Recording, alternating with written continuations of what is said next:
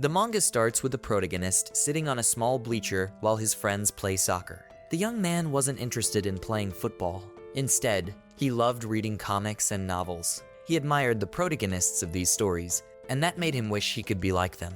One day, the young man got hooked on a computer game, and after showing impressive talent in it, he ended up achieving great results as a professional player. He did well in the championship, even though he placed second in the rankings. The young man realized he would always be the runner-up, never the champion, and that made Jin Jiangdo feel down. No matter how hard he tried, he couldn't become a protagonist. Then, on February 2nd, 2022, the cataclysm happened. Reality became more like a game than the games themselves. Dungeons appeared all over the city, and monsters began to emerge from them. In response, people wielding swords and magic showed up. They were called mana users. In this new era, mana users were more famous than any celebrity or sports star. On the city screens, reports and interviews with mana users were being broadcast. One reporter asked a mana user about the secret to clearing dungeons. This was the definition of a protagonist that the young man had always dreamed about. The mana user replied that the most important thing was how deeply you study the dungeon. At that moment, the young man, watching the interview, got excited and declared that he, too, would become a mana user. 8 years later, the young man realized his dream had been shattered because he hadn't become what he had always wanted. After checking the results of his awakening at a Korean mana user association, he found he only had 7 mana and some useless skills like communication, gaming, and perseverance. These skills were useless for combat, so the young man threw the bottle he was holding to the ground, saying he'd endured so much pain just to get such crappy skills. Jiangdo began to think of himself as an idiot, and then he decided to wake up to reality. He was simply not meant to be a protagonist. After a long day, he got home and prepared to rest since he had no work the next day and could sleep in.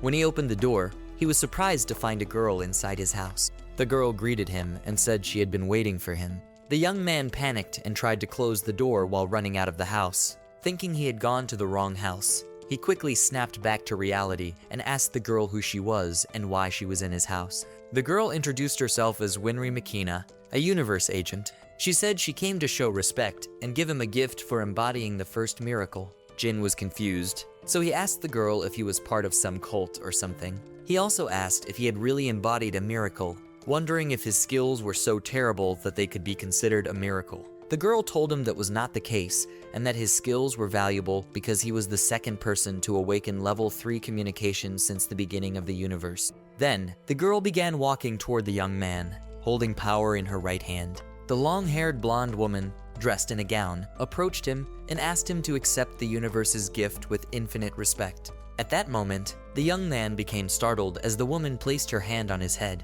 He asked what she was doing and told her to back off. Her eyes began to shine as she said she would grant him a skill. A light started to flow from the young man's eyes and mouth, and he screamed in desperation. After coughing a bit, Jin realized the girl had disappeared, and he began to wonder what had just happened. The young man had just received several new skills: observation, tolerance, and an integrated skill. At this moment, the young man realized these abilities were now part of his skill set. Suddenly, an information tab appeared in front of him, like a guide to help him understand his own status and skills. The tab told him to open the status window to see everything and get his questions answered. Confused, the young man asked the voice to explain what was going on. The voice told him it was an honor to meet the first miracle. The young man begged the voice not to leave, as he still had many questions. At this point, the young man started to think he might be hallucinating from drinking too much. Then, he remembered that the voice had told him to open the status window to understand better. He quickly asked the status window to open, and a blue screen full of information appeared in front of him. The young man was able to see his mana, vitality, and strength, realizing he was at level 17. Looking closer, he understood how his other skills worked, but he didn't know what info gacha meant, as it was listed as an option on the status screen. When he clicked on info gacha, a red, machine-like monster appeared and began spinning spheres inside its body. After a while, the monster spat out a golden capsule and handed it to the young man with its tongue. The young man was confused but started thinking he should open the golden capsule he had received. Upon opening it, he found a golden paper with rare information. The young man wondered if all of this was a dream, as the paper contained the winning lottery numbers for the second week of April 2031. The status showed that the first info gacha journal didn't require any mana usage. The The day before, Jin had been in his office at the Choi Cheolyun Guild when the guild leader told everyone in the room that the guild, along with others, competed for dungeons containing high-quality mana stones. The leader of the guild said the competition was fierce, but the team leader had managed to convince the prosecutor, and the guild would be hired for the newly discovered dungeon. Everyone was happy, and one of Jin's teammates asked how he had managed to get the contract with Prosecutor Young. Jin said it was nothing. One of the team members mentioned that Prosecutor Young was so demanding that guilds offered large sums of money for his approval. She then praised Jin for doing well. Suddenly, a guy appeared behind Jin with a mocking smile, saying Jin was just a mediocre salesman and that it must be nice to get recognition just by walking around and drinking with others. At that moment, the guild leader became angry and told Joe Hackry to be careful with his words. Joe asked if he had said something wrong and added that he was out there risking his life in dungeons while all Jin knew how to do was drink and say nonsense. Joe continued, saying everyone was praising Jin, and that made him uncomfortable. After hearing this, the guild leader became upset and asked Joe if he thought hunting was the only thing guilds needed to function.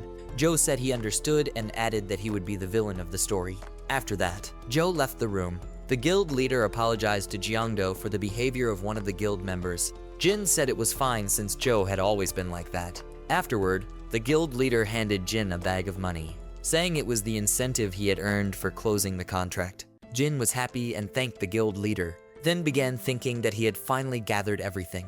He had always dreamed of becoming a mana user, and the awakening fee was 300,000 won. Finally, the young man stood in front of the awakening machine, a giant machine capable of turning ordinary people into mana users instantly. The machine measures one's aptitude for unique talents. The young man began to wonder why the whole guild had come to watch his awakening since he had gone to the machine with Seoyun. The guild leader asked him why he was saying such things, explaining that the day was special because 2 guild members would become mana users. The guild leader said that those who could come had come. One of the guild members mentioned that the person who had gone into the machine before had just come out, and then the system asked Miss Seoyun to enter. Seoyun waved at the young man and said she would go first. The young man became irritated because, when the guild was together, he liked being called the team leader. Everyone in the guild wished Seoyun good luck. The young man noticed that Joe was also there, and he started wondering why Joe was at the machine.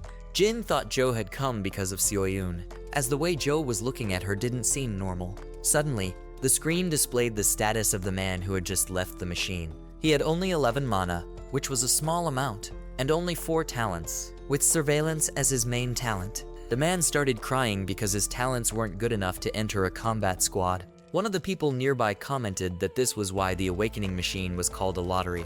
If your talent numbers were high and good enough for combat, you'd be satisfied.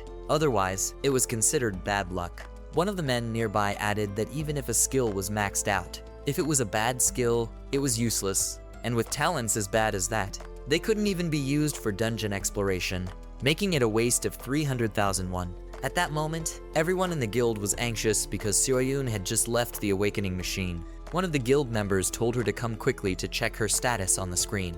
The screen showed that Yoon Seoyun had 27 mana and 11 talents, with holiness as her main talent. Everyone around her was shocked because a 3-year veteran could only have 30 mana, and she had managed to get 27 right from the start. Plus, she had 11 skills, while the record in Korea was 13 skills. People who weren't part of the guild were also surprised, as the holiness skill was similar to the French Mija skill, and they started saying that the biggest rising star had just appeared. The guild leader starts blocking the approach of outsiders, saying that the girl is part of the guild and they have no right to be staring at members from another guild. The people around begin to try recruiting the girl to other guilds, and the guild leader starts arguing with them. Jin congratulates the girl for her big luck. At that moment, the girl starts to feel embarrassed and says it feels like a lie. Jin then asks what she plans to do next, and if she's planning to draw even more attention to herself. The awakening system calls Jin Jiangdo to enter the machine. So Jin tells the girl that he'll go to the machine quickly and be right back. The girl looks at him seriously and says that he's definitely going to get much better results than hers, and she can feel it. Jin smiles and thanks the girl for her support, then enters the awakening machine. He notices that the inside seems too normal for a machine that turns ordinary people into mana users. The system tells Jin to stay calm and place both hands firmly on top of the crystal ball in front of him.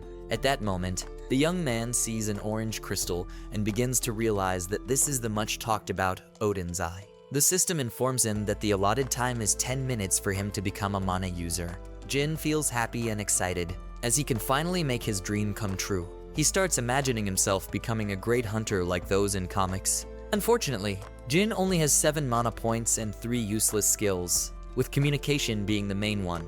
After seeing the result on the screen, Joe begins to smile and says he knew it. The system tells Jin that he doesn't have combat talent and advises him not to join a combat squad. Jin's friends feel bad for him, but the guild leader calls Jin by his name. Jin reassures them that everything is fine and that they shouldn't worry. Lotteries don't always turn out the way you want. After that, Jin and Seoyun go to the counter to receive their mana watches. As from that moment on, they were officially licensed mana users. The woman handing the mana watches to both of them says that the watches contain information and details about the user's identity, so they should always wear them. The girl tells Jin to go ahead, as he's going to need to rest after such a day. Jin asks if she's worried about him, then tells her it's okay and that life doesn't end just because someone can't be part of a combat squad. After that, the young man goes to a place to buy drinks and try to forget the day. After drinking a lot, Jin begins to feel the meaning of the sky collapsing. He starts thinking that after becoming a professional player, his new 8-year dream had been torn apart by these shitty talents. At the present moment, after seeing the winning lottery numbers for the second week of April 2031, Jin realizes that these results are from the next year. He starts wondering what the girl who appeared to give him that incredible ability looked like. The young man remembers that skills can be obtained on the first level up or in dungeons, with the rare possibility of a skill stone appearing. Jin has no idea what's happening, as his thoughts are all over the place. Jin is sure of just one thing: if he has the info gacha ability, he could know information about the future, so he decides to research more. After clicking again, the machine-type monster starts spinning the capsules inside itself. The gacha costs 1 mana per attempt, so after activating the gacha, Jin becomes anxious to see what the capsule will reveal about the future. However, after using it several times, the young man realizes how useless the power is. He gets useless information, like the neighbor's cat is pregnant, or the resident of a certain apartment is having an affair. Other irrelevant and unimportant events are revealed to him, but none of these occurrences are significant. Even though it's a skill the young man obtained through a talent, it seems like the gacha is being manipulated. After checking the status again, Jin notices he only has 1 mana left since he spent 6 on pointless future predictions. By using the status window, the young man realizes that the update is in real time, unlike the mana watch he received, which takes time to refresh and only displays current information after being updated by the awakening machine. Jin realizes that if he uses the status window when entering a dungeon, he would have a huge advantage by knowing his stats in real time, allowing him to plan and strategize accordingly. He starts saying that if he had more mana, it would be really interesting because a mana user only recovers their total mana after 24 hours. For example, someone with 100 mana can recover 100 mana, but Jin, with only 7, can only recover 7.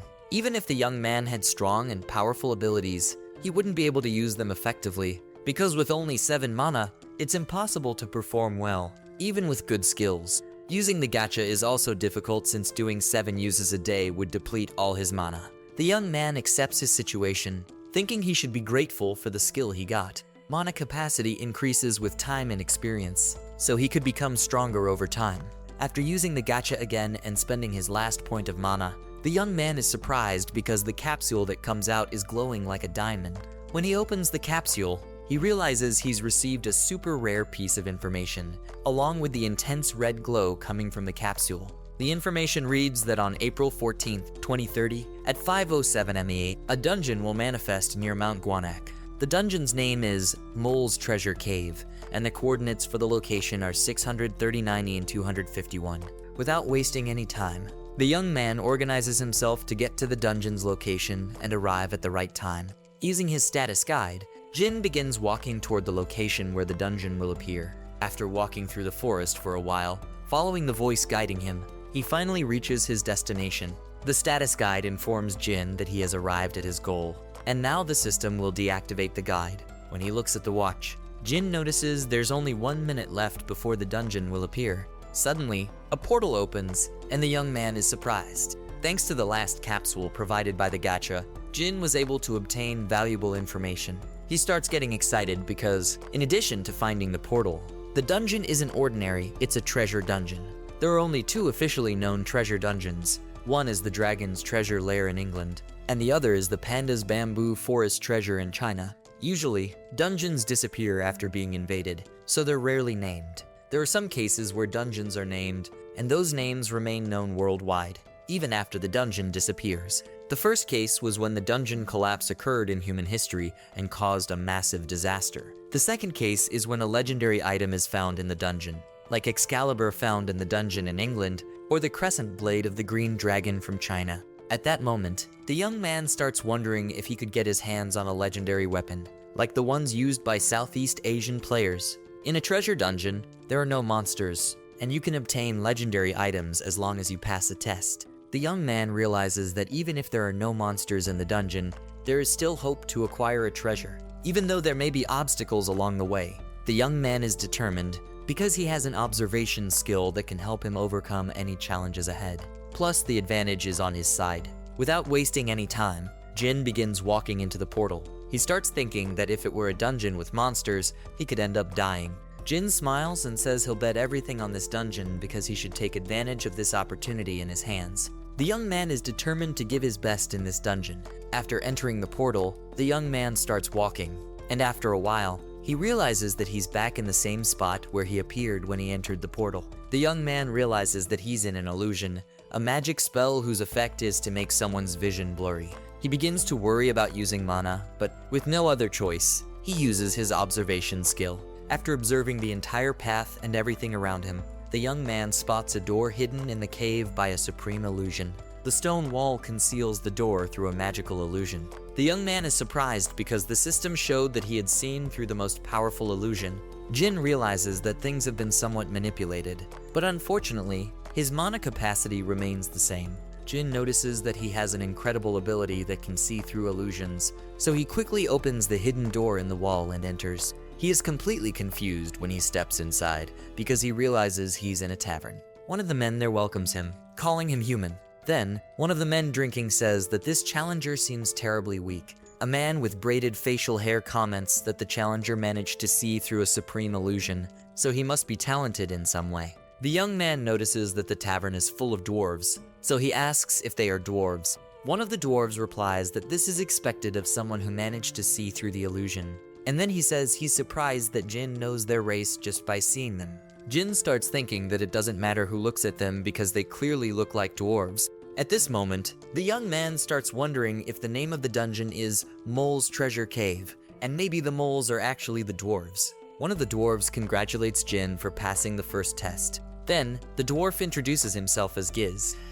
After that, Giz says that for the second test, the young man will have to fight him, and if he wins, he will receive a reward and be able to leave the tavern. Giz says he'll let Jin leave even if he loses the fight, so Jin doesn't need to worry. Jin asks if he doesn't need to clear the dungeon first to be able to leave. Giz asks why Jin is surprised, then adds that before Jin, he had kicked out 4 other people who failed the test. Giz asks if there haven't been rumors about them in the young man's world. Jin replies that he doesn't know anything about them. Giz says that people are very greedy. Jin asks if the battle Giz is talking about is a normal 1v1 fight.